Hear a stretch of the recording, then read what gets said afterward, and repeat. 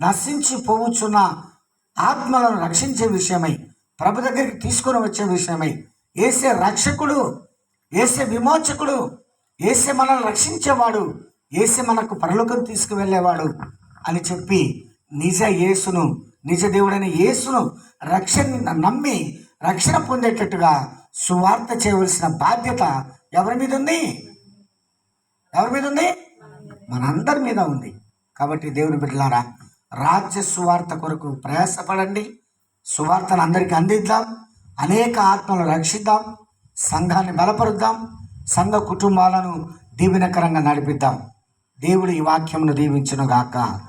ఆమేన్. చేరవచ్చిన బిడ్డలందరినీ దేవుడు దీవించునుగాక. ఆమేన్.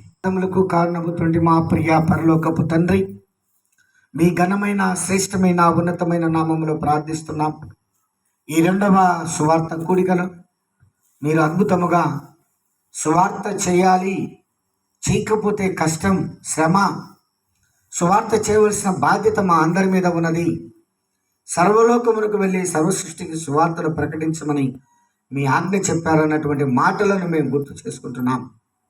లూకాసు వార్త 24:46 ప్రకారంగా యెరూషలేము మొదలుకొని సమస్త జనులకు ఆయన పేరిట మారు మనసును, పాప క్షమాపణ ప్రకటించవలసిన బాధ్యత మా మీద ఉంది. అందుకు మేము సాక్షులమని మేము తెలుసుకున్నాం ప్రభా.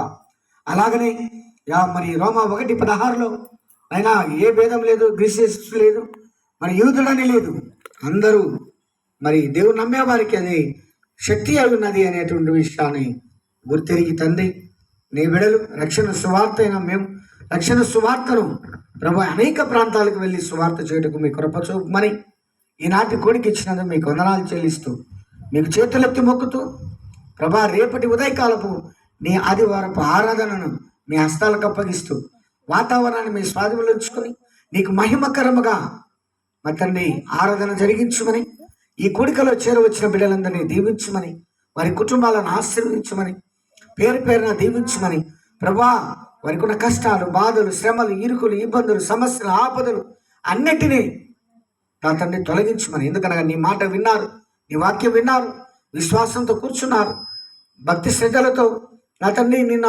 మహిమపరిచారు.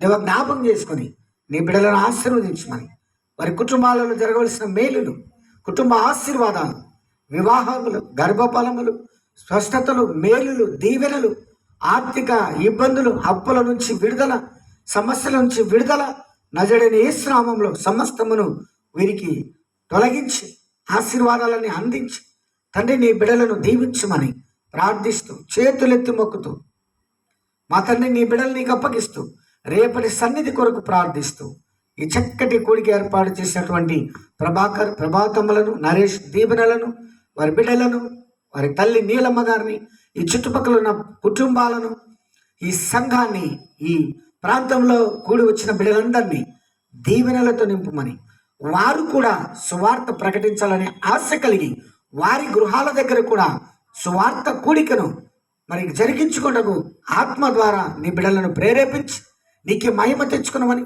సమస్త మహిమ ఘనత ప్రభావాలు మీకే అర్పించుకుంటూ సకల ఆశీర్వాదములు నీ బిడ్డల మీదమైన మా అందరి మీద పోయమని మరొక్కసారి నశించిపోవచ్చున్న ఆత్మలను నీవు ఆకర్షించుకొని రక్షించుకొని నీ నామ మహిమార్థమై నీ సన్నిధిని దీవెనలు నీ బిడ్డలకు అనుగ్రహించమని, సంఘములో నశించిపోతున్న బిడ్డలను సంఘ బిడ్డలుగా చేర్చుకోమని చేతులెత్తి మొక్కుతూ మన తండ్రి రక్షించమని, పాపముల నుంచి విడుదల, రక్షణ దయచేయమని ప్రభువా నీ బిడ్డలను నీకు అప్పగిస్తూ యేసు నామములో ప్రార్థిస్తూ దీవిస్తున్నాము తండ్రి. ఆమేన్.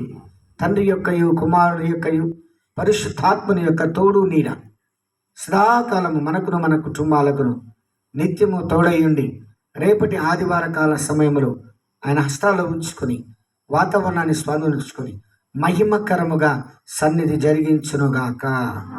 ఆమేన్.